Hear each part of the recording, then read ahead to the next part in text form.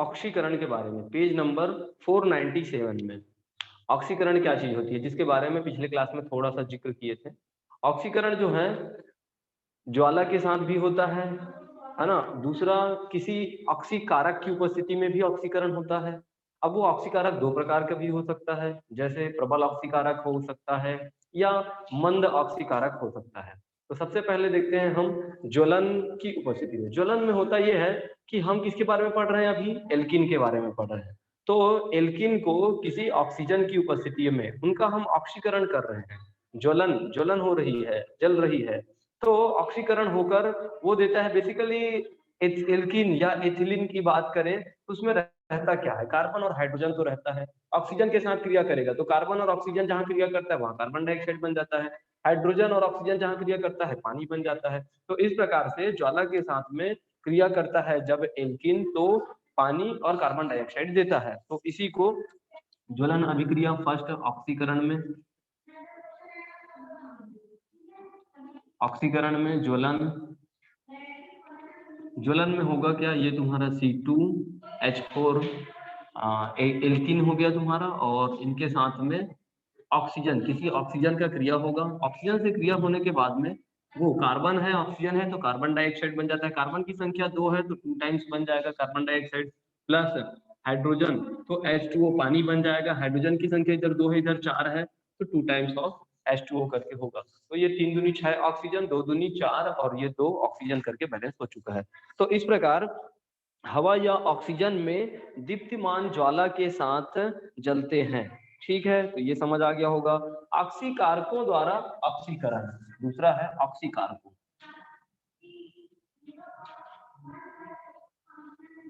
ऑक्सीय कारकों द्वारा ऑक्सीकरण, तो ऑक्सीकारकों द्वारा ऑक्सीकरण, तो ऑक्सीकारक जो हैं वो दो तरीके के हो सकते हैं। एक हो सकता है मंद ऑक्सीकारक हो सकता है, दूसरा हो सकता है तीव्र ऑक्सीकारक हो सकता है।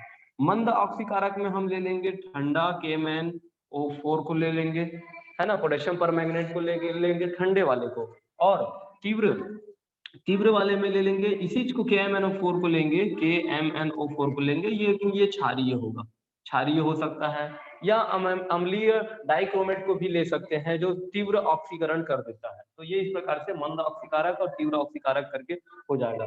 तो ये जो KMnO4 का हम किसके साथ क्रिया कराएंगे, एल्कीन के साथ क्रिया कराएंगे। इस एल्कीन का ये KMnO4 कोई ऑक्सीकारक लेते हैं और उसको क्षार पहले बना लेते हैं, क्षारीय की उपस्थिति में कराते हैं। तो क्षार बनाने के लिए हम करते हैं KMnO4 करके ले लिए और प्लस किसी क्षार KOH के साथ में क्रिया करा देते हैं, है ना। किसी क्षार के साथ में क्रिया कराएंगे, हाँ, पहले क्षारीय विलयन बनाने के लिए किसी क्षार के साथ में क्रिया कराते हैं। किसी क्षार के साथ में क्रिया कराएंगे तो ये बन जाएगा K2MnO4 प्लस H2O, पानी H2O प्लस नवजात ऑक्सीजन करके बनता है।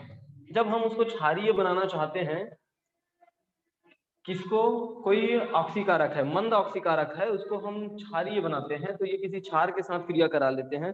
किसी क्षार के साथ क्रिया कराते हैं, 2 दूनी 4 ना, पोटेशियम, हाँ, तो किसी क्षार के साथ में क्रिया कराते हैं तो पानी बनता है और नवजात ऑक्सीजन बनता है। ये नवजात ऑक्सीजन और पानी जो है वो एल्कीन के साथ में यूज होता है, C2H4, हाँ, इनके साथ में ये नवजात ऑक्सीजन और प्लस ये पानी, इनका जो है क्रिया होती है।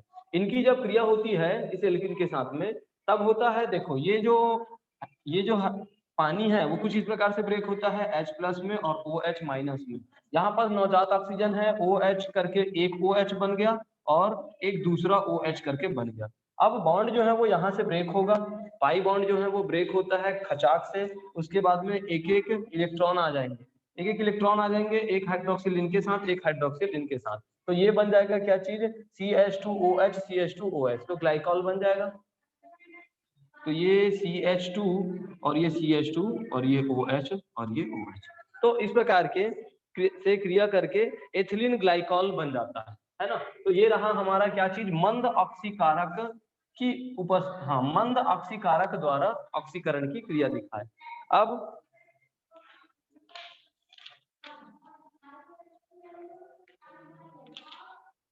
किसी प्रबल ऑक्सीकारक की उपस्थिति में क्रिया करा देते हैं, किसी प्रबल ऑक्सीकारक की उपस्थिति में भी क्रिया कराएंगे, तो सिर्फ ये बस हमें चेंज करना पड़ेगा कि यहाँ पास जो ऑक्सीकारक करके लिए हुए हैं वो मंद था और उसी को अब प्रबल ऑक्सीकारक लेना पड़ेगा, तीव्र वाला, जो क्षारीय KMnO4। तो यहाँ पास इसे लिख दूंगा कि क्षारीय KMnO4 ऐसा करके लिख दूंगा। तो प्रबल ऑक्सीकारक के रूप में वो काम करेगा और होना वही है, एल्कीन का नवजात ऑक्सीजन और हाइड्रोजन के पानी के साथ ही क्रिया होना है। तो ये जो है आपस में क्रिया करके एथिलीन ग्लाइकॉल बनाएगा और एथिलीन ग्लाइकॉल होता है, और चूंकि ये तीव्र अभिक्रिया है, तीव्र अभिक्रिया है, तो इनका एक बार और ऑक्सीकरण हो जाता है। यही प्रोसेस जो है वो चलेगा और उसके बाद में एक बार और ऑक्सीकरण हो जाता है इनका, और ऑक्सीकरण होगा तो ये बन जाएगा अम्ल में कन्वर्ट हो जाता है, और ऑक्सीकरण होने के बाद में अम्ल में कन्वर्ट हो जाता है तो फॉर्मिक अम्ल बन जाता है। COOH 2 टाइम्स कर देता हूँ, COOH फॉर्मिक अम्ल और पानी का अणु बन जाता है H2। तो इस प्रकार से क्या समझे कि मंद ऑक्सीकारक की उपस्थिति में वो एथिलीन ग्लाइकॉल तक रुकता है, और उसके बाद में किसी तीव्र ऑक्सीकारक को हम लेते हैं क्रिया में, तो एल्कीन का पहले तो ग्लाइकॉल बनता ही है, उसके बाद फिर से ऑक्सीकरण होता है और अम्ल में कन्वर्ट हो जाता है। तो इस प्रकार से मंद ऑक्सीकारक और प्रबल ऑक्सीकारक के साथ में क्रिया हो गई। और आगे बात करते हैं, हाँ, बहुलक होते हैं ना, बहुलीकरण की जो क्रिया क्या चीज होती है। बहुलीकरण का मतलब ये होता है कि जिनके मूल अनुपाती सूत्र एक ही जैसे होते हैं उन्हीं को बार बार रिपीट करना, बार बार वो क्रिया जो होती है वो संघनन होना या योगात्मक अभिक्रिया देना, उसी को बोला जाता है बहुलीकरण। तो बहुलीकरण में कुछ कार्बन की संख्या यदि 4-5 तक सीमित है तो उसको हम निम्नतर बहुलीकरण बोलते हैं, निम्नतर बहुलक करके बोलते हैं। लेकिन यदि नंबर ऑफ कार्बन बहुत ज्यादा बढ़ गया, 22, 23, 24 ऐसे करके बढ़ गया, 60 तक बढ़ गया कार्बन की संख्या, तो उसको हम बोल देते हैं उच्चतर बहुलीकरण बोलते हैं, है ना। ये निम्नतर बहुलीकरण हुआ और वो उच्चतर बहुलीकरण हुआ।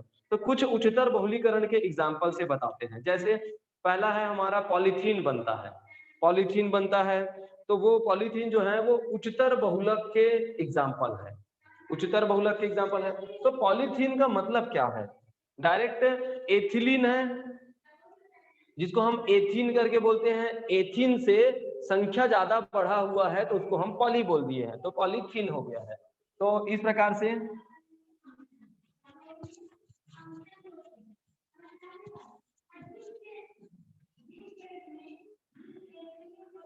उच्चतर बहुलकों के उदाहरण,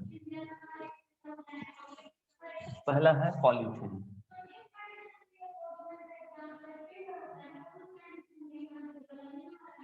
पॉलीथीन है तो जब द्रव एथिलीन को 200 से 400 डिग्री सेल्सियस के बीच उच्च दाब पर ऑक्सीजन या परऑक्साइड उत्प्रेरक की उपस्थिति में गर्म किया जाता है, तब एथिलीन के अनेक अणु जो होते हैं, जैसे लगभग 70 से 70 कार्बन परमाणु आपस में संयोग करके एक लंबी श्रृंखला बना जाता है, उसको हम बोलते हैं पॉलीथीन करके बोलते हैं। तो इस प्रकार से मैंने कहा था कि किसका उपयोग करना है, एथिलीन का उपयोग करना है, एथिलीन का उपयोग करते हैं। तो ये हो गया CH2 डबल बॉन्ड और ये CH2। अब ये ज्यादा संख्या में कब बढ़ेगा, जब हम इसको 70 ठोक ले रहे हैं, 80 ठोक ले रहे हैं, 60 ठोक ले रहे हैं, ऐसे। तो मैं इनको N करके लिख देता हूँ, N करके लिख देता हूँ। तो ये है अभी फिलहाल हमारा एथिलीन है ना, ये जो है वो एथिलीन है। इसको मैं किसी परऑक्साइड की उपस्थिति में या किसी ऑक्सीजन की उपस्थिति में इनको क्रिया कराता हूं, तो ये क्रिया करने के बाद में बन जाता है पॉलीथीन बनता है। तो पॉलीथीन बनता है तो कैसे बनता है, ये CH2 और उसके बाद में CH2 ऐसे ही बढ़ते बढ़ते जाता है। तो लिखते लिखते जाऊंगा तो यहाँ पर क्या है, बोर्ड फिनिश हो जाएगा। इसलिए मैं क्या करूंगा, दिमाग लगाऊंगा, और जो मेरे पास है, अब पता नहीं तुम लोगों के पास है कि नहीं, तो फिर ऐसा मैंने N करके लिख दूंगा, N करके लिखूंगा तो इससे समझ आ जाएगा कि अब आगे बहुत सा है करके। तो इसको बोला जाता है पॉलीथीन, इसका नाम ये हो जाएगा पॉलीथीन। अच्छा, इसको ऐसा भी लिखते हैं पॉलीथीन को, ये जो CH2 है, ये जो CH2 है, यहाँ पास सिर्फ 2 कार्बन है, इसलिए इनके बीच की बॉन्डिंग कितनी है, डबल बॉन्ड है। ठीक है। लेकिन यहाँ पास ये CH2 और सिंगल बॉन्ड CH2 करके लिखेंगे। अब उसके बाद में कार्बन की वैलेंसी तो 3 होती है, तो 2 और 1 3 कंप्लीट कर रहा है, मतलब इधर और है और इधर और किसी के साथ जुड़ा हुआ है। ठीक है, और ऐसे ही करके इसको मैं N करके लिख देता हूँ, है ना, तब भी ये हो जाएगा पॉलीथीन।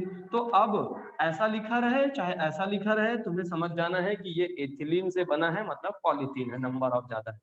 ठीक है, तो ये पॉलीथीन है। इनका उपयोग तुम लोग जानते हो, यह एक पारदर्शक मजबूत ठोस प्लास्टिक है। पॉलीथीन जो है इसका उपयोग बिजली के तारों के इंसुलेटर में यूज करते हैं। बिजली के तार जो तांबे के होते हैं, उसी में वो लेप चढ़ा हुआ रहता है ना प्लास्टिक का, वो चादरों तथा एप्रीन, मेज पोज, खिलौने आदि बनाने में इनका उपयोग किया जाता है। मेज में लगाने के लिए रेक्सिन वगैरह यूज करते हैं ना, उसमें यूज करते हैं। खिलौना बनाने के लिए भी पॉलीथीन का यूज करते हैं। अब ये नहीं पॉलीथीन का मतलब हम सिर्फ झिल्ली को पॉलीथीन बोलते हैं, है ना, सिर्फ कुछ लोग तो झिल्ली को ही पॉलीथीन समझते हैं, बाकी ऐसा नहीं है कि वो खिलौने वाला जो रहता है वो जो हार्ड रहता है उसको भी बोला जाता है। ठीक, पॉलीथीन का मतलब आप क्या समझे कि वो एथिलीन है लेकिन नंबर ऑफ कार्बन उनके ज्यादा है, ये होता है पॉलीथीन। अब वो ठोस हो सकता है और यदि उसको पतला छील दिया जाए तो वो मोम जैसा हो जाएगा, तो ये चीज है। तो पढ़े लिखे बच्चे हो तो आप समझ जाना पॉलीथीन बोलने से तुम क्या चीज मांग रहे हो, फॉर्मूला सीधा बता देना। तुम CH2 मांग रहे हो क्या कर, हाँ, तो फिर उनका दिमाग चकरा जाएगा और फिर 2 किलो तौलने की जगह 3 किलो तौलेगा और टमाटर ज्यादा दे के देगा तुम लोगों को। हाँ, तो अब बात करते हैं पॉलीविनाइल क्लोराइड के बारे में बात करते हैं। विनाइल क्लोराइड, है ना, विनाइल क्लोराइड का पॉली करके बोला जा रहा है, मतलब इसमें भी N करके दिखा देंगे।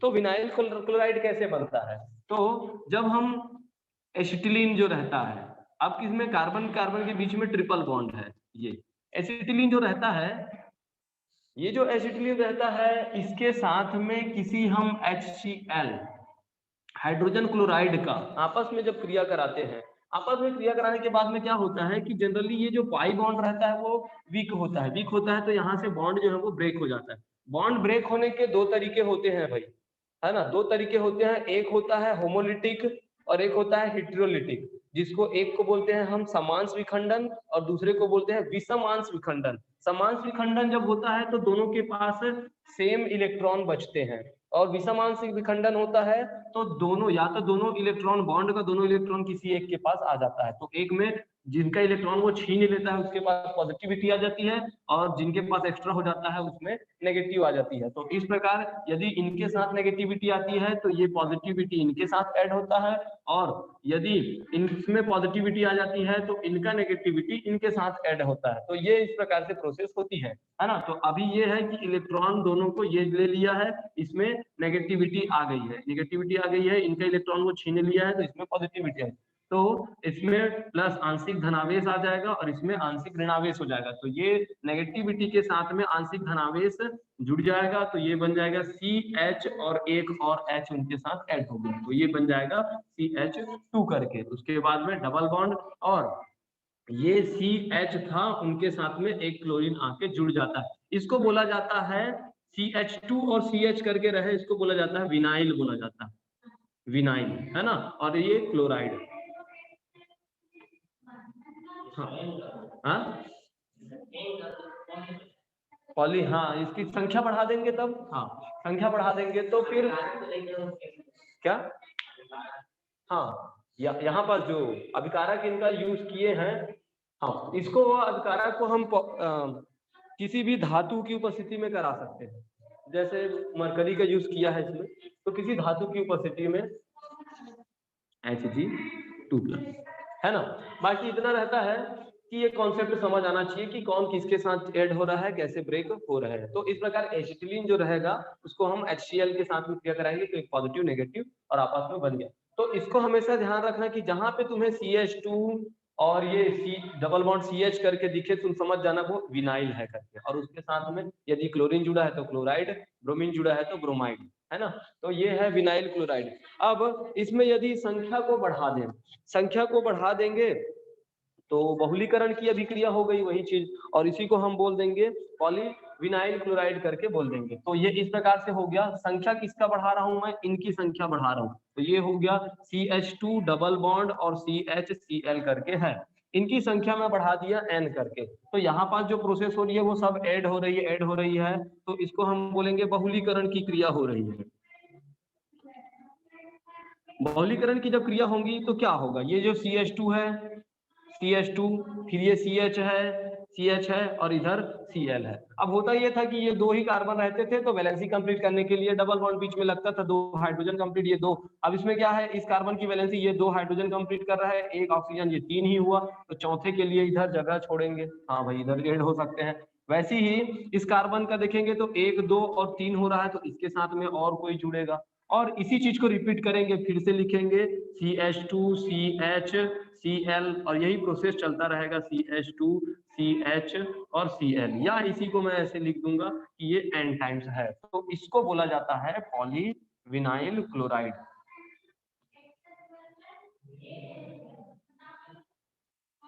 हाँ, तो इस प्रकार पॉलीविनाइल क्लोराइड समझ आ गया होगा। हाँ, तो ये क्या चीज है, उच्चतर बहुलक है ये सब। तो इन दोनों के बारे में बात कर लिए। अब बात करते हैं इथिलीन तथा प्रोपिन के औद्योगिक अनुप्रयोग। उद्योग में कहाँ पे अनुप्रयोग करते हैं, एक्चुअल में बुक में ऐसा लिखा है इथिलीन, और वो वही चीज है, एथिलीन ही है, ठीक है। तो एथिलीन मतलब कार्बन कार्बन के बीच में डबल बॉन्ड जो होता है, उनका हम यूज कहाँ पे करते हैं, तो हम यूज करते हैं इनका, एक तो फलों को पकाने के लिए, उनको संरक्षित करने के लिए इनका उपयोग करते हैं, और हम लोग यूज करते हैं इसका बेहोशी की दवा बनाने के लिए। इसको किसी को सुंघा दो तो बेहोश हो जाते हैं, इनके लिए यूज करते हैं एथिलीन का। हाँ हाँ हाँ हाँ, ठीक। तो ये रहा, इनका यूज करते हैं। मस्टर्ड गैस जो रहती है वो विषैली गैस होती है, तो उनको बनाने के लिए भी इनका उपयोग करते हैं हम, एथिलीन का यूज करते हैं। कृत्रिम खाद बनाने के लिए, पॉलीथीन बनाने के लिए, प्लास्टिक बनाने के लिए, इन सब का उपयोग करते हैं। ठीक है, याद हो गया क्या, समझ गए। अब बात करते हैं प्रोपिन का। प्रोपिन का यूज कहाँ पे करते हैं, तो प्रोपिन का यूज भी बेहोशी की दवा बनाने के लिए किया जाता है, और साथ में इनके एल्कोहल बनाने के लिए भी करते हैं ना, जैसे एथिलीन से एथिल एल्कोहल बनाने के लिए, या प्रोपिन से प्रोपिल एल्कोहल बनाने के लिए इनका उपयोग किया जाता है।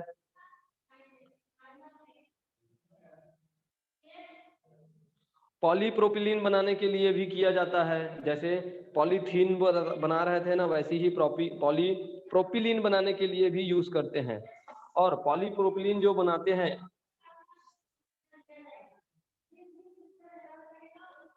ठीक, तो ये चीज, दो तीन चीज याद रख लेना। पॉलीप्रोपिलीन कैसे बनेगा जी, तो कार्बन की संख्या 3 रहेगी, ये CH3 CH डबल बॉन्ड और ये CH2, इस प्रकार से रहेगा। इसको हम बोलेंगे क्या चीज, प्रोपिलीन बोलेंगे। इसी में संख्या को बढ़ा देते हैं भाई, संख्या n टाइम्स कर देते हैं, तो इधर CH3 CH2 एक तरफ कर देता हूँ, CH2 वैलेंसी कितना हो रहा है, 1 2, ये इस प्रकार से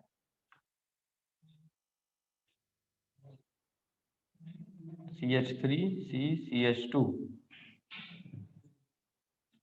फिर इनको ऐड करने के लिए ऐसे में तो एक एक जगह छोड़ना पड़ेगा क्या, CH2 इधर और C, हाँ अब ठीक है।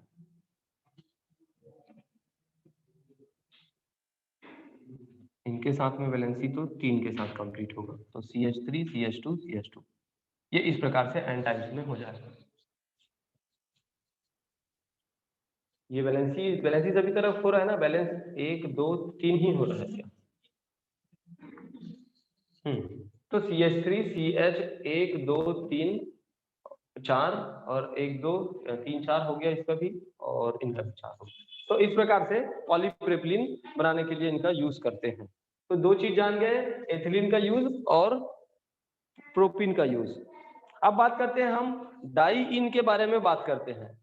तो डाई इन क्या होता है? ऐसे कार्बनिक यौगिक जिनमें कार्बन परमाणु के मध्य द्विबंधों की संख्या जो होती है वो डबल होती है।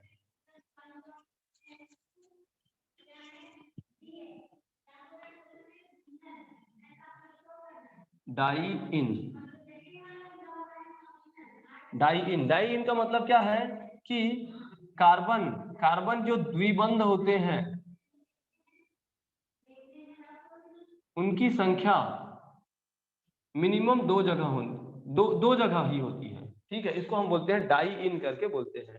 कार्बन कार्बन के बीच में जो बॉन्डिंग रहती है वो दो जगह रहती है। तो इसको हम बोलेंगे CH2 और इसमें ऐड करते हैं H, इसमें H ऐड कर सकते हैं और ये CH2। तो इसका क्या नाम होगा? तो ये इसमें कितने कार्बन हैं? 4 कार्बन है। 4 कार्बन है मतलब ब्यूटेन वाला ग्रुप हो गया, ब्यूटेन है तो ब्यूटा डाई इन करके, या इसको बता सकते हो कि पहले और तीसरे कार्बन के साथ में है। तो 1 3 ब्यूटा डाई इन, ये इसका नाम हो जाता है ना। पहले और तीसरे नंबर पर डाई इन है, या इसको हाँ 1,3 ब्यूटा डाई इन करके भी बोलते हैं, या ब्यूटा 1,3 डाई इन करके भी बोलते हैं। इसको बताते हैं पहले नंबर के कार्बन, दूसरा, तीसरा, चौथा, तो पहले नंबर और तीसरे नंबर के साथ में डाई इन है करके। तो ये इसको नॉर्मली रहता है क्योंकि मिनिमम कार्बन कार्बन के बीच में डबल बॉन्ड की संख्या 2 ठोक होनी चाहिए, तो 2 ठोक है। तो इसको यदि नंबरिंग भी नहीं करके बताओगे तब भी वो समझ जाते हैं कि ये ब्यूटा डाई इन ही है। ठीक है, तो ये 1,3 ब्यूटाडाइन है। तो हम बात करेंगे अभी पूरे डाई इन के बारे में बात करेंगे, जिसमें कार्बन कार्बन के बीच में 2 ठोक डबल बॉन्ड होते हैं। इनके नामकरण जो रहते हैं वो अन्य हाइड्रोकार्बन की भांति इसमें नामकरण की IUPACीय पद्धति सबसे पहले कार्बन की लंबी श्रृंखला का हम चयन करते हैं और उसके बाद में कहाँ कहाँ पे डबल बॉन्ड है उसके अकॉर्डिंग नंबरिंग करते हैं। नंबरिंग में वरिष्ठता उसको देते हैं कि डबल बॉन्ड जिधर से बन रहा है उसको हम पहले 1 नंबर करके देते हैं। तो इस प्रकार से जैसे एक एग्जांपल हो गया, एक एग्जांपल तो यही लिखा हूं वो हो गया। दूसरा एग्जांपल है CH3 C double bond CH3,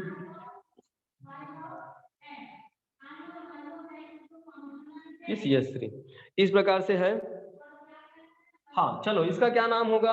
तो जैसा कि हम लोग पहले ही जानते हैं कि जो भी एल्किल ग्रुप पहले से जुड़ा रहता है जितने नंबर के कार्बन पर, इसको नंबरिंग करेंगे तो ये 1 2 3 4, अब ये 5 हो सकता है या ये 5 हो सकता है, कुछ भी हो सकते हैं, है ना। तो अब इनके साथ में कौन कौन मेथिल ग्रुप जुड़े हुए हैं? तो दूसरे नंबर के कार्बन के साथ जुड़ा है, तीसरे के साथ जुड़ा हुआ है और चौथे नंबर के कार्बन के साथ में जुड़ा है। तो 2 3 4 करके बोल दिए। मेथिल है तो एक मेथिल रहता तो मेथिल बोलते, 2 मेथिल तो डाई मेथिल बोलते, 3 मेथिल है तो ट्राई मेथिल बोल देंगे। तो ये हो जाएगा ट्राई मेथिल, ट्राई मेथिल। अब उसके बाद में बचत कार्बन को काउंट करते हैं तो 1 2 3 4 और 5 कार्बन बचा। तो 5 कार्बन मतलब पेंटा, है ना, पेंटा। और उसके बाद में डाई इन 2 जगह डबल बॉन्ड है तो डाई इन बोलेंगे। और वो कौन कौन सी पोजीशन पर है? 1 और 4th पोजीशन पर है, सॉरी 1 और 3rd पोजीशन पर। तो 1 3 2 3 4 ट्राई मेथिल पेंटा 1 3 डाई इन, डाई इन, ये है इसका नाम। तो ऐसी नाम करने आ जाएगा 2 3 4 ट्राई मेथिल पेंटा 1 3 डाई इन। तो ये है इनके नामकरण के तरीके।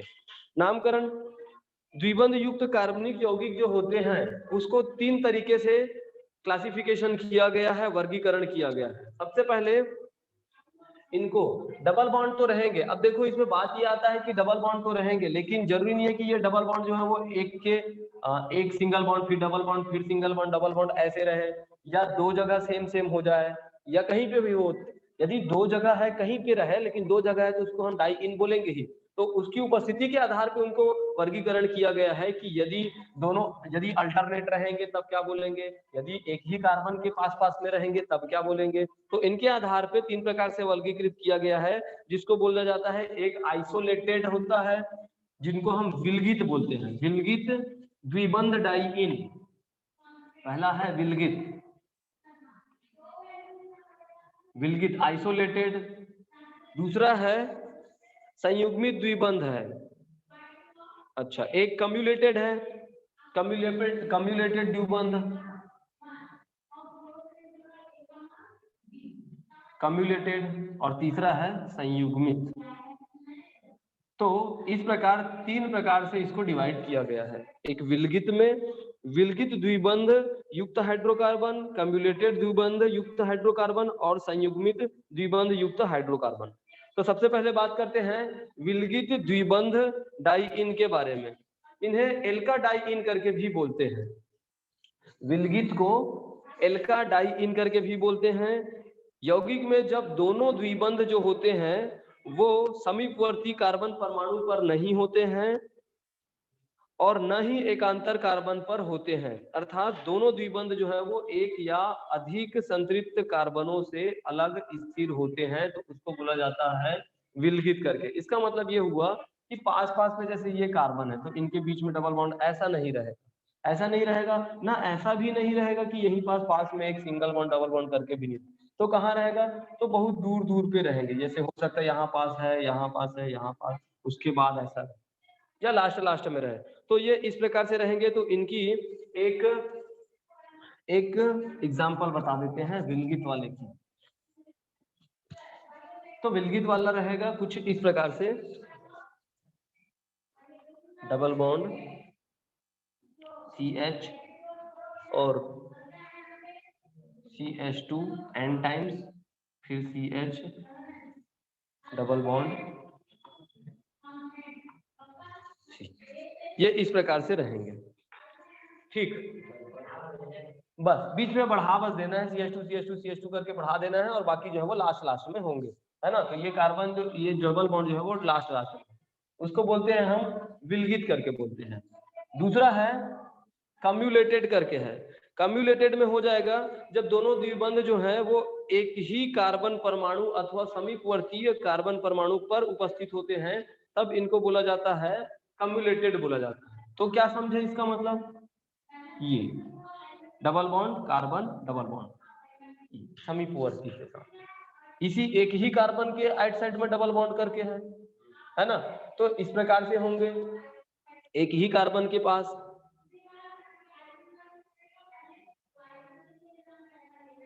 ठीक, एक ही कार्बन के पास में होगा तो उसको हम बोलेंगे कम्युलेटेड करके बोलेंगे।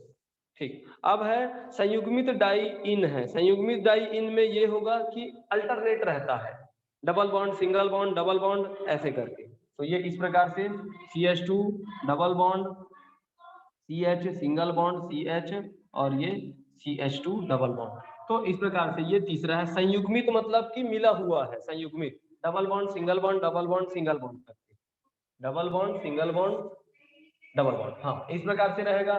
तो इसको बोलेंगे संयुग्मित। कम्युलेटेड में हम बोलेंगे क्या चीज, कि एक ही कार्बन के पास में यदि वो दोनों डबल बॉन्ड हो, सभी में दो ही डाइइन है, एक दो, एक और ये दो, यहाँ पास भी ये एक और ये दो, सभी में दो ही होंगे क्योंकि ये डाइइन है। 3 आया तो ट्राइइन हो जाएगा, है ना। तो इस प्रकार से समझ गए विलगित क्या है, कम्युलेटेड क्या है, संयुग्मित। विलगित की संरचना इस प्रकार से होंगी, लास्ट बस में होंगे। कम्युलेटेड की संरचना होगी एक ही कार्बन पर डबल डबल, और संयुग्मित वाले का रहेगा कि अल्टरनेट रहेंगे। हाँ, अब बात करते हैं ब्यूटाडाइइन पर ब्रोमीन की क्रिया। ये है हमारा ब्यूटाडाइइन, ब्यूटाडाइइन है ना। नंबर ऑफ कार्बन जो है वो 4 है। तो ब्यूटाडाइइन पर हम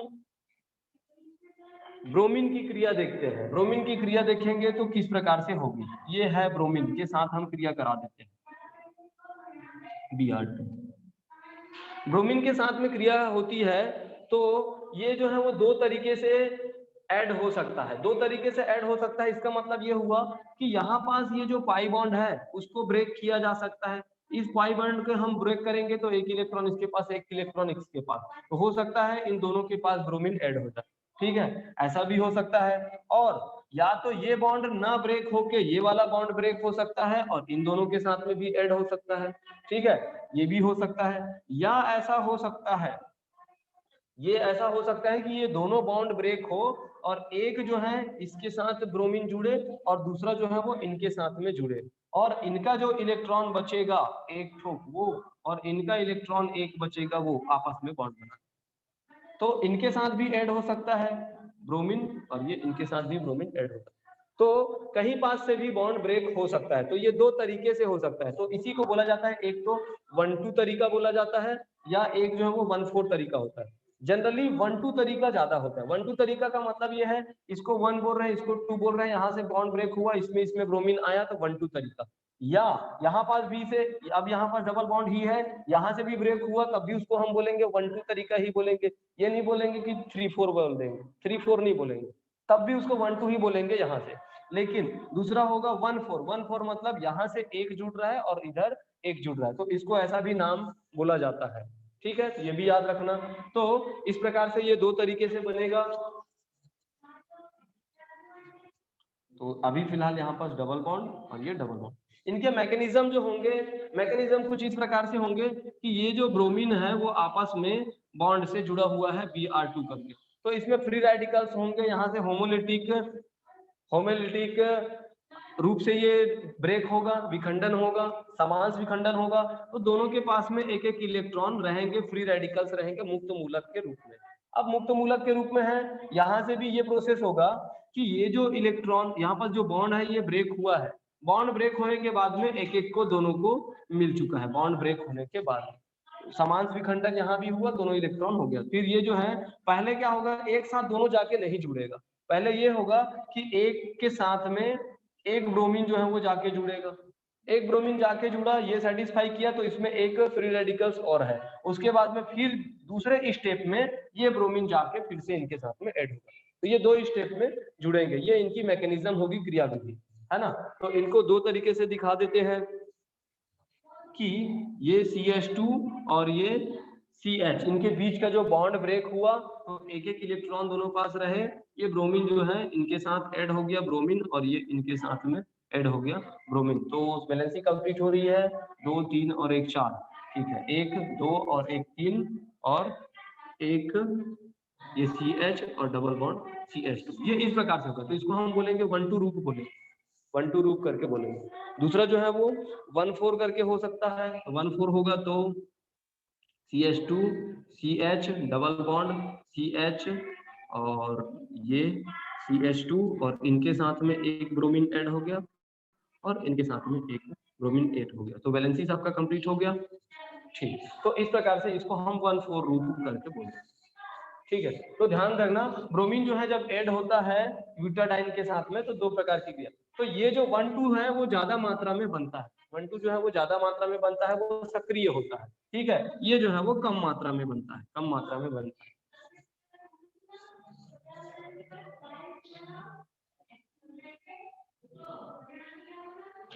चलो आगे बढ़ते हैं।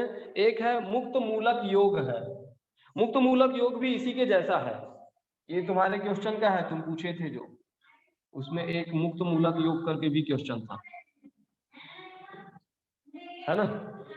हाँ, तो मुक्त मूलक योग में भी ये यही चीज तो दिख रहा है मूलक करके, तो इसमें हम सबसे पहले क्या होगा, किसी जैसे क्लोरीन, किसी हैलोजन का यूज करते हैं, तो ये क्लोरीन है वो आपस में टूटेगा 2 टाइम्स ऑफ मुक्त मूलक के रूप में, फ्री रेडिकल्स के रूप में टूट गया, और उसके बाद में जाके किसी के साथ ऐड हो जाएगा, तो ऐड हो जाएगा तो ये ब्यूटाडाइन के साथ में ऐड यदि करते हैं, CH2 डबल बॉन्ड CH, एक बार कॉन्सेप्ट समझ आ गया तो फिर वही प्रोसेस होता रहता है। इनके साथ में ऐड हो गया तो एक बार में प्लस क्लोरीन का सिंगल अकेला एक को जोड़ेंगे, तो एक जोड़ेंगे तो यहाँ से बॉन्ड ब्रेक होगा, इनके साथ जुड़ेगा, मतलब ऐसा है कि ये जो है दोनों इलेक्ट्रॉन, इनके पास में एक इलेक्ट्रॉन एक्स्ट्रा है, दोनों बॉन्ड ब्रेक हुआ, ये क्लोरीन इनके साथ जाके जुड़ गया, जाके जुड़ा तो ये क्लोरीन हो गया, और ये CH2 और ये CH करके, अब इनके पास में एक इलेक्ट्रॉन बचा हुआ, CH डबल बॉन्ड CH2। अब उसके बाद में दूसरा क्लोरीन भी इनके साथ में फिर आके ऐड हो जाएगा, क्लोरीन जो है फ्री रेडिकल्स के रूप में, तो अब इनके साथ ऐड हो जाएगा, तो ये हो जाएगा CH2 Cl, फिर CH, इधर Cl और CH डबल बॉन्ड CH2, तो इसी को बोला जाता है मुक्त मूलक योग। बस हो गया, यही था।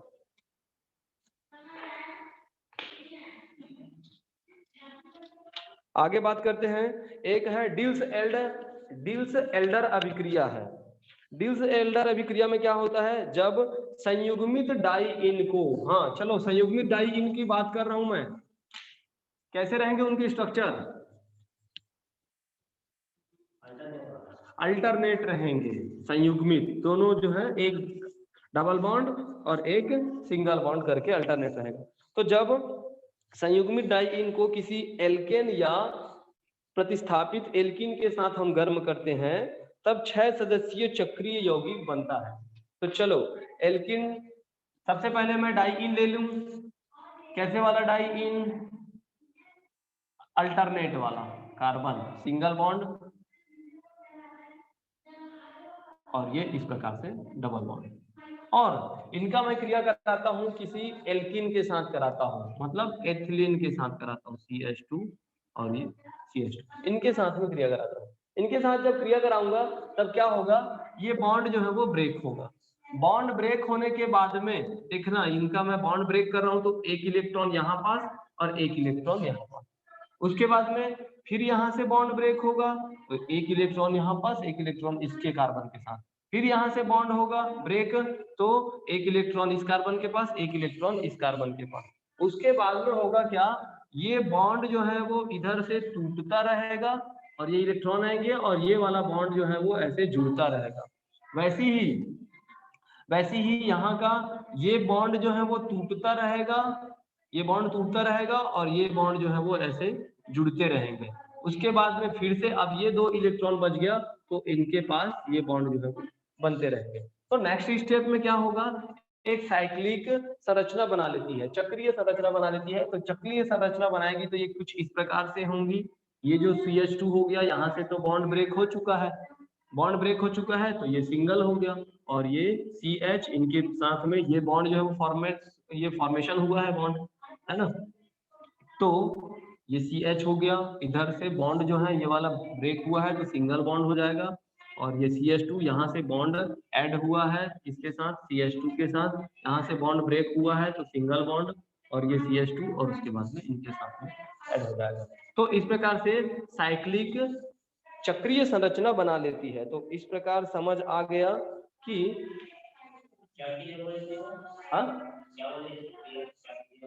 किसी एल्कीन के साथ में जब हम क्रिया कराए हैं संयुग्मित, इसका संयुग्मित द्विबंध वाले हाइड्रोकार्बन का, तब होता क्या है कि बॉन्ड यहाँ से ब्रेक होते जाता है और ये चक्रीय संरचना, साइक्लिक संरचना बनाती है, चक्रीय संरचना।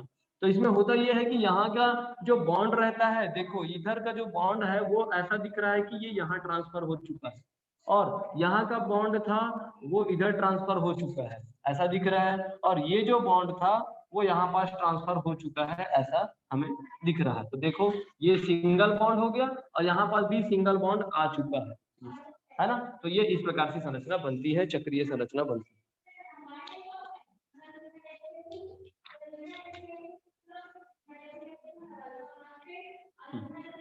इसका क्या नाम है जी, इसका नाम क्या बोलेंगे, हाँ साइक्लो बोलेंगे, साइक्लो। और कितने कार्बन, 6 कार्बन, तो 6 कार्बन को क्या बोलते हैं, हाँ हेक्सा बोलते हैं। तो इसका नाम हो जाएगा हेक्सा, और उसके बाद में इन करके है, एक तो डबल बॉन्ड है तो हेक्सीन करके हो जाएगा, तो साइक्लो हेक्सीन करके इनका नाम होगा। ठीक, अब इसी में है, आगे बढ़ते हैं तो है एल्काइन अथवा एसिटिलीन। एल्काइन के बारे में बात करते हैं, एल्काइन या एसिटिलीन मतलब कार्बन कार्बन के बीच में ट्रिपल बॉन्ड, कार्बन कार्बन के बीच में ट्रिपल बॉन्ड है, एल्काइन अथवा एसिटिलीन। तो इनके यदि इनके साथ में हाइड्रोजन हाइड्रोजन बस जुड़े रहे तो इसको हम बोलते हैं एसिटिलीन करके बोल देते हैं, एसिटिलीन करके। यदि इन्हीं के साथ में हाइड्रोजन न जुड़ के कोई एल्किल ग्रुप जुड़ा रहे, है ना, तो उनको उनके अकॉर्डिंग नाम बोलते हैं, जैसे मेथिल एसिटिलीन करके बोलेंगे, है ना, मेथिल ग्रुप और उसके बाद में एसिटिलीन, तो मेथिल एसिटिलीन करके बोलेंगे। क्योंकि ये ऐसा है, एसिटिलीन का प्रथम सदस्य जो होता है उसी को हम एसिटिलीन करके बोलते हैं, तो इसलिए इनके जो नाम रहता है उन्हीं के अकॉर्डिंग बोलते हैं, मेथिल एसिटिलीन, एथिल एसिटिलीन, ऐसा एसिटिलीन वाला नाम भी इनका होता है। ठीक है, या जब हम IUPAC नाम की बात करते हैं तो इसको हम एथाइन करके बोलते हैं, है ना, एल्काइन करके, तो 2 कार्बन रहा तो एथाइन करके बोलेंगे, 3 कार्बन रहा तो प्रोपाइन करके बोलेंगे, 4 कार्बन रहा तो ब्यूटाइन करके बोलेंगे। तो इस प्रकार से ये रहा इनका जो फॉर्मूला रहेगा। एल्काइन का फॉर्मूला जानते हो क्या? इन जनरल फॉर्मूला क्या होगा ट्रिपल बॉन्ड वाले का? हाँ, CnH2n-2 करके होता है, ये इसका इन जनरल फॉर्मूला होता है। इनके प्रथम 3 सदस्य के जो साधारण नाम होते हैं वो होता है एसिटिलीन होता है पहले वाले का, जैसे यहाँ पास HC ट्रिपल बॉन्ड CH रहता तो ये क्या है, एसिटिलीन है। दूसरा है, एक के साथ में यदि ये चीज जुड़ा रहा है, एल्किल ग्रुप जुड़ा रहा है, तो इनका नाम हो जाता है एलिलीन होता है, एलिलीन, एल्किल ग्रुप जुड़ जाता है तो एलिलीन करके। और दूसरा और कार्बन जब जुड़ जाए तो उसको बोलते हैं हम क्रोटोनाइलिन, मतलब CH3C ट्रिपल बॉन्ड, अब इनके साथ हाइड्रोजन हट के फिर से CH3 जुड़ जाता है तो क्रोटोनाइलिन। तो प्रथम 3 सदस्य के साधारण नाम हैं, जिनको पहले को एसिटिलीन, दोनों तरफ हाइड्रोजन हो, एक तरफ हाइड्रोजन हो तो एलिलीन और क्रोटोनाइलिन करके बोलते हैं साधारण नाम।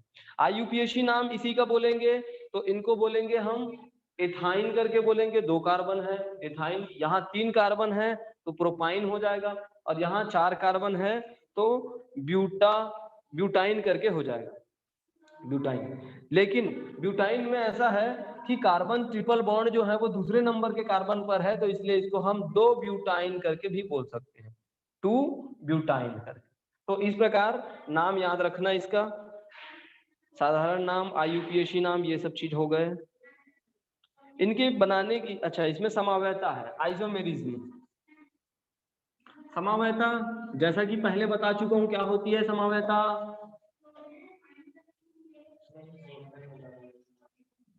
ऐसे यौगिक जिनके मूलानुपाती सूत्र समान होते हैं लेकिन संरचना सूत्र भिन्न होते हैं उसको हम समावयता करके बोलते हैं। और उसमें समावयता श्रृंखला समावयता होती है, स्थान समावयता होती है, क्रियात्मक समूह समावयता होती है, और इसमें एक चीज और होती है, समवृत्त विवृत्त श्रृंखला समावयता भी होता है। समवृत्त का मतलब होता है क्लोज्ड, विवृत्त का मतलब होता है ओपन। ओपन और क्लोज्ड, यदि क्लोज्ड रहा तो साइक्लो, क्लोज्ड रहने पर साइक्लो, ओपन रहा तो एलिफेटिक वाला, है ना। तो इस प्रकार से इनकी समावयता दिखाते हैं, जैसे श्रृंखला समावयता दिखा देते हैं, 1 2 3 4 और ये 5 कार्बन, 5 कार्बन है, इनके बीच में ट्रिपल बॉन्ड है, तो यहाँ पास CH3 CH2 CH2 और 3 और 1 4, तो इसके साथ हो ही गया, और ये 3 और 1 4 CH करके, है ना। तो इनका क्या नाम होगा, इनका क्या नाम होगा, 1 2 3 4 5 पेंटा, इसका नाम पेंटा हो जाएगा। अच्छा, ट्रिपल बॉन्ड है तो पेंटाइन हो जाएगा, पेंटाइन, है ना। अच्छा, पहले नंबर के कार्बन के साथ है तो 1 पेंटाइन है, ठीक है। तो ये है इनके नाम।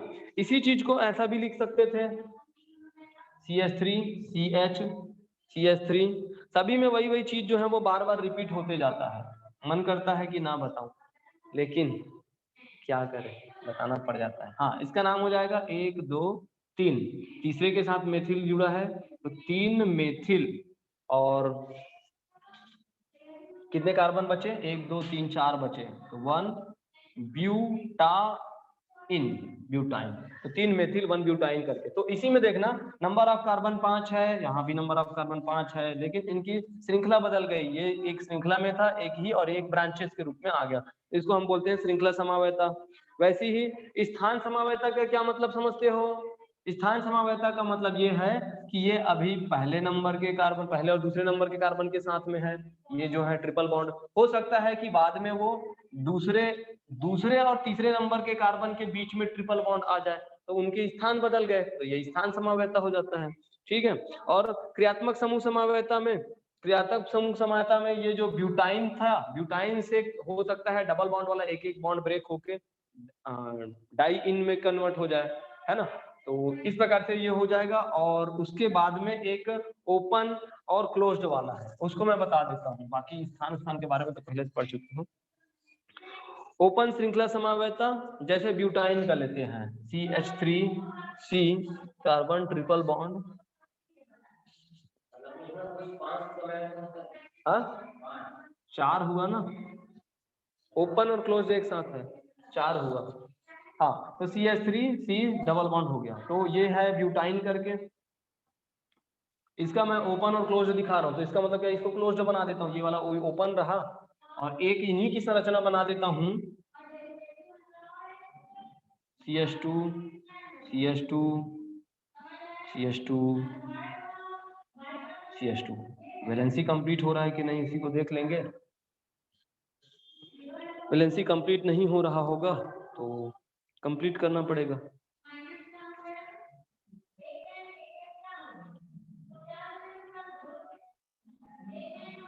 एक दो तीन चार, 1 2 3 4, 3 और ये 3 6, तो 2 2 4 और ये 2 6, तो इस प्रकार हो गया। यहाँ पर 2 2 था, ये हो गया कंप्लीट। तो देखो साइक्लो बन गया, तो इसको हम बोल देंगे क्लोज्ड वाला, क्लोज्ड, और ये ओपन वाला। तो इस प्रकार से, और देखो मूलानुपाती सूत्र दोनों के समान है ना, तो ये हो गए। अब बात करते हैं इनकी बनाने की विधियां के बारे में बात करते हैं। 20 डाई हाइलाइडों तथा ओलिफिन के मोनो प्रतिस्थापन व्युत्पन्न से बनाते हैं। क्या बनाना है हमें? एल्काइन बनाना है, एल्काइन बनाना है। 20 डाई हाइलाइडो, 20 उसको बोला जाता है जिनमें पहले से ही नाम में ही डाई या ट्राई हो, तो उसको हम उसके साथ और डबल जुड़ा रहे, जैसे डाई हाइलाइट करके मैं बोल रहा हूँ, उसके साथ साथ और नाम में डाई आना यदि रहे, जैसे डाई इन आना हो, तो उसको मैं डाई हाइलाइट डाई इन ऐसे करके 2 बार नहीं बोलूंगा, उसको मैं 20 करके बोल दूंगा, 20, है ना। यदि ट्राई इन करके रहे तो उसको नाम में ही ट्राई इन करके रहे तो उसको मैं ट्रिस करके बोल दूंगा। तो वैसे ही 20 हाइलाइट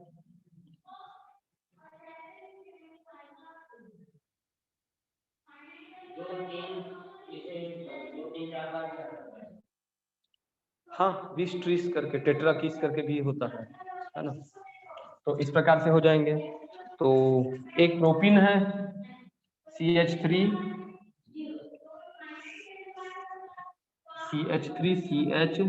CH2, ये अपना प्रोपीन हो गया। प्रोपीन का हम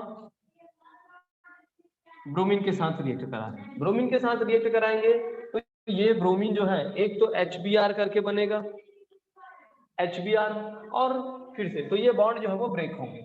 बॉन्ड ब्रेक होने के बाद क्या होगा, ये ब्रोमीन जो है एक ब्रोमीन इनके साथ ऐड होगा, ये बॉन्ड ब्रेक हुआ तो एक इलेक्ट्रॉन और एक इलेक्ट्रॉन होगा, एक इनके साथ और एक इनके साथ, तो ये इसको बना देते हैं CH3 CHBr लिख देता हूँ सिंगल बॉन्ड और CH2Br कर।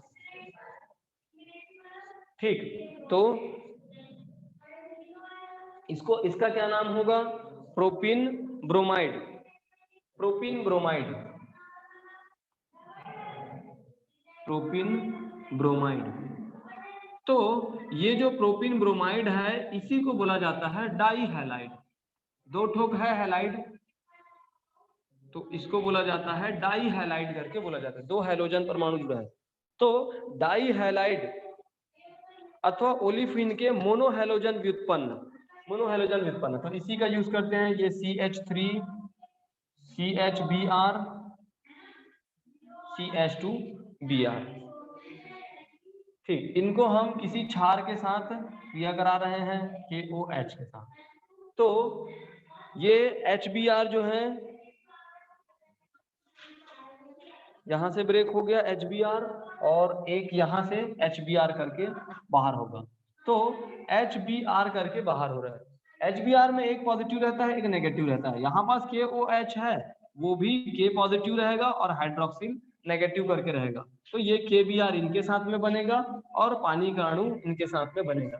तो इस प्रकार से बचा क्या चीज है, ये तो निकल गया HBr, तो ये CH3 और C करके हो गया CH3C, और इनके साथ में ट्रिपल बॉन्ड, एक Br निकला तो बचा क्या है, CH करके बचा है। तो ये हमारा एल्काइन बन गया, और इनके साथ में 2 टाइम्स ऑफ KBr करके बन गया और प्लस H2O पानी का अणु बन गया, 2 टाइम्स ऑफ KBr। ठीक, तो ये चीज समझ आ गया। पानी का अणु, पानी की संख्या कितनी है, डबल है, तो 2 टाइम्स कर देंगे। तो ये समझ आ गया। हुआ क्या चीज है, हम डाई हैलाइड लिए, उसके बाद HBr और HBr ब्रेक हो गया। HBr ब्रेक होने के बाद में ये HBr था, वो इसके साथ क्रिया करके ये भी K प्लस और OH माइनस में इनके साथ, और ये इनके साथ आपस में क्रिया करके बन गया क्या चीज, एल्काइन करके बन गया, प्रोपाइन बन गया है।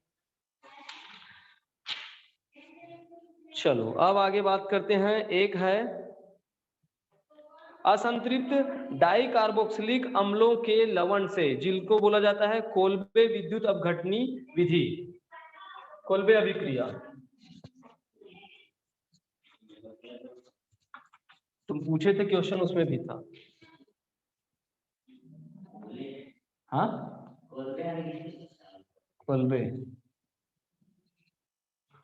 कोल्बे विद्युत अपघटनी अभिक्रिया, जो मुझे क्वेश्चन पूछे थे ना, उसी में का है विद्युत अपघटनी। तो समझ नहीं आ रहा है क्या? नहीं समझ आ रहा है। हाँ, ऐसा लग रहा है पन्ना पर, तो वही चीज है ना, बस वही चीज है। बहुत चीज तो सेम चीज है, तो इसलिए उन्हीं चीज को टाइम वेस्ट थोड़ी ना करूंगा बता के, है ना। तो इसलिए जो काम का चीज है, और ऐसा है कि इसमें छूट नहीं रहा है ना, सब वही है। बहुलीकरण 4 जगह है, एक जगह का बताऊंगा, 4 जगह वही थोड़ी ना बताऊंगा, ऐसा है ना। ये अभी कुछ देर में फिनिश होने वाला है पूरा चैप्टर। हाँ, कोल्बे विद्युत अपघटनी अभिक्रिया है, जिसको असंतृप्त डाई कार्बोक्सिलिक अम्लों के साथ अभिक्रिया, इनके पहले वाला जो टॉपिक था वो एल्काइन बनाने की विधि, हाँ। तो मैं बात कर रहा हूं असंतृप्त डाई कार्बोक्सिलिक अम्ल। डाई कार्बोक्सिलिक अम्ल के रूप में लेते हैं हम कार्बोक्सिलिक अम्ल। कार्बोक्सिलिक अम्ल का फॉर्मूला होता है, कार्बोक्सिलिक अम्ल का ये CH3COOH, ये होता है हमारा कार्बोक्सिलिक अम्ल होता है, या इसी को हम ऐसा लिखते हैं COOH करके, तो वो हमारा कार्बोक्सिलिक अम्ल होता है ना, अम्ल। या इसके जगह में हम पोटेशियम भी डालें या सोडियम भी डालें, तब भी कार्बोक्सिलिक अम्ल है। और बोला जा रहा है डाई कार्बोक्सिलिक अम्ल, तो 2 जगह होने चाहिए, तो इस प्रकार से ये हो जाएगा HCOOK, और यहाँ से डबल बॉन्ड और HCCOOK। ये है हमारा असंतृप्त डाई कार्बोक्सिलिक अम्ल के लवण है। लवण बोला गया है इसलिए मैंने पोटेशियम का यूज किया है।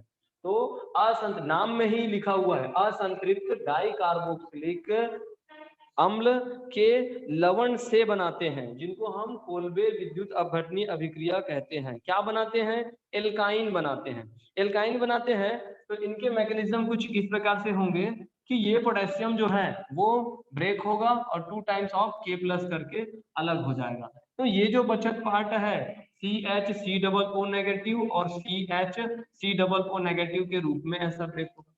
उसके बाद में, है ना, इसमें इस प्रकार की अभिक्रिया होगी। इनकी इस प्रकार की अभिक्रिया को हम फिर लिखेंगे CHCOO, ये जो नेगेटिव है डबल बॉन्ड CHCOO नेगेटिव है, उसको हम किसी 2 इलेक्ट्रॉन के साथ में पॉजिटिव नहीं कराएंगे, उनको हम मुक्त मूलक के रूप में कन्वर्ट करेंगे। तो ये मुक्त मूलक के रूप में रहेगा तो कुछ इस प्रकार से होगा CH+O और ये इलेक्ट्रॉन के रूप में दिखाएगा, यहाँ से डबल बॉन्ड CH+CO और ये फ्री रेडिकल्स के रूप में।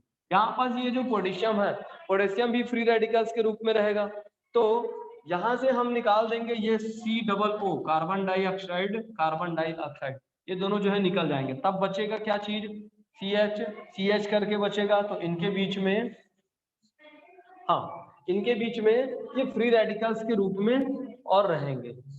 ये जो रेडिकल्स है ये तो निकल गया, मूलक है CO2, 2 टाइम्स ऑफ CO2 करके वो बाहर निकल गया। तो ये जो मूलक है वो इन्हीं के साथ में है, CH डबल बॉन्ड और ये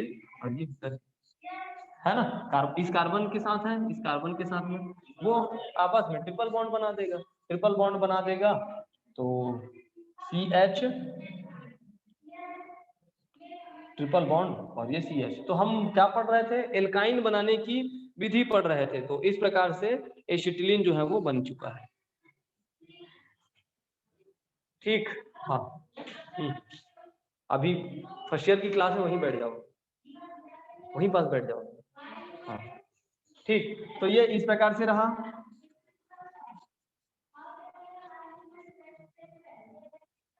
ये कोल्बे का विद्युत अपघटनी विधि है। तो क्या समझे, कोल्बे विद्युत अपघटनी में क्या करते हैं हम लोग, डाई कार्बोक्सिलिक अम्ल के लवण का क्रिया कराते हैं, तब वो बनता है, पहले फ्री रेडिकल्स में कन्वर्ट होता है, मुक्त मूलक में कन्वर्ट होता है, उससे एल्काइन बनता है। तो ये है कोल्बे की, कोल्बे से याद रखना कार्बोक्सिलिक करके। उसके बाद में है इनके भौतिक गुण है। तो इनके भौतिक गुण में प्रथम 3 सदस्य जो होते हैं, बस 10 मिनट, प्रथम 3 सदस्य जो होते हैं एसिटिलीन, प्रोपाइन एवं 1 ब्यूटाइन, जो गैस के रूप में रहता है। प्रथम 3 सदस्य जो रहते हैं वो गैसेस के फॉर्म में रहते हैं, और उसके बाद में 3 सदस्य के बाद में जो सदस्य होते हैं इनके एल्काइन के, वो द्रव की अवस्था में रहते हैं, और उच्चतर जो एल्काइन होते हैं वो ठोस के रूप में रहते हैं। तो ये इनके, जैसा कि बाकी के भी गुण है वैसे ही इनके भी गुण है। रासायनिक गुण की बात करते हैं तो इसमें 2 प्रकार की अभिक्रिया विशेष करके है, एक है इलेक्ट्रॉन स्नेही योगात्मक अभिक्रिया है, और दूसरा है नाभिक स्नेही अभिक्रिया। और इसके बाद रासायनिक गुण में यही 2 आएंगे, यही 2 में से आएंगे, बाकी उसके बाद में ये फिनिश है। तो इलेक्ट्रॉन स्नेही अभिक्रिया है और दूसरा है नाभिक स्नेही अभिक्रिया। इलेक्ट्रॉन स्नेही अभिक्रिया का मतलब ये होता है, इसको इलेक्ट्रोफिलिक बोला जाता है। इलेक्ट्रो का मतलब इलेक्ट्रॉन और फिलिक का मतलब होता है आकर्षण। तो इलेक्ट्रॉन के साथ में आकर्षण कौन करेगा, बताओ, इलेक्ट्रॉन के साथ में आकर्षण कौन करेगा? तो आकर्षण होगा किसका, किसी पॉजिटिव का, है ना, पॉजिटिव चीज का। पॉजिटिव चीज का बोलो या सिर्फ ये बोलो कि इलेक्ट्रॉन के साथ में नेगेटिव चीज भी हो सकता है ना, फ्री रेडिकल्स के रूप में हो सकता है। तो फॉर एग्जांपल दिखाते हैं, जैसे ये है एल्काइन, मैं ले लेता हूं HC ट्रिपल बॉन्ड और ये CH करके हो गया। मैं क्या बता रहा हूँ, इलेक्ट्रोफिलिक बता रहा हूँ ना, इलेक्ट्रोफिलिक, इलेक्ट्रो का मतलब इलेक्ट्रॉन, फिलिक का मतलब आकर्षण, तो इलेक्ट्रॉन का आकर्षण होगा। यहाँ से बॉन्ड जो है वो ब्रेक होंगे, बॉन्ड ब्रेक होंगे तो ये समांश विखंडन हुआ, यहाँ पास एक इलेक्ट्रॉन और इनके पास में एक इलेक्ट्रॉन। यदि मैं किसी हाइड्रोजन के साथ इसका क्रिया करा रहा हूँ, हाइड्रोजन के साथ क्रिया करा रहा हूँ, तो हाइड्रोजन कैसा रहेगा, ये इस प्रकार से रहेंगे। तो यहाँ पास इलेक्ट्रॉन है, इस इलेक्ट्रॉन के साथ में हाइड्रोजन पर पॉजिटिव चार्ज रहता है ना। तो ये जो हाइड्रोजन है वो आपस में इन दोनों के साथ में ऐड हो जाएगा, तो ये बॉन्ड ब्रेक हो जाएगा। तो ये क्या बना, CH2 करके बना और CH2 करके बना। तो इस प्रकार से ये कन्वर्ट हो जाएगा CH2 डबल बॉन्ड और ये CH2 आया क्या? अच्छा, इनके बीच में CH2 डबल बॉन्ड और ये CH2, हाँ यही चीज है। आया क्या समझ में? एल्काइन था, इलेक्ट्रोफिलिक अभिक्रिया हो रही है, यहाँ पास इलेक्ट्रॉन बचा और उसके बाद में ये इनके साथ में ऐड हो गया। यही चीज यदि क्लोरीन के साथ में रहता Cl2 करके, तब भी क्या होता, इन दोनों क्लोरीन पर एक एक इलेक्ट्रॉन आते, एक इनके साथ ऐड हो जाता और दूसरा इनके साथ ऐड हो जाता। तो इस प्रकार से हाइड्रोजन का योग बोल सकते हैं और ब्रोमीन की क्रिया बताते हैं। अब उसके बाद में मैं बताता हूँ नाभिक स्नेही, बस ये लास्ट टॉपिक है, नाभिक स्नेही। तो नाभिक स्नेही में क्या होता है, न्यूक्लियोफिलिक होता है। न्यूक्लियोफिलिक का मतलब नाभिक और फिलिक का मतलब आकर्षण। तो नाभिक में आकर्षण, तो नाभिक में कैसा चार्ज रहता है बताओ तो? नाभिक में प्रोटॉन होते हैं और न्यूट्रॉन होते हैं, इलेक्ट्रॉन चारों ओर घूमते रहते हैं। तो नाभिक में धनावेशी चार्ज रहता है। धनावेशी चार्ज होता है तो होता यह है कि यही जो एल्काइन है किसी एक को मिल जाता है।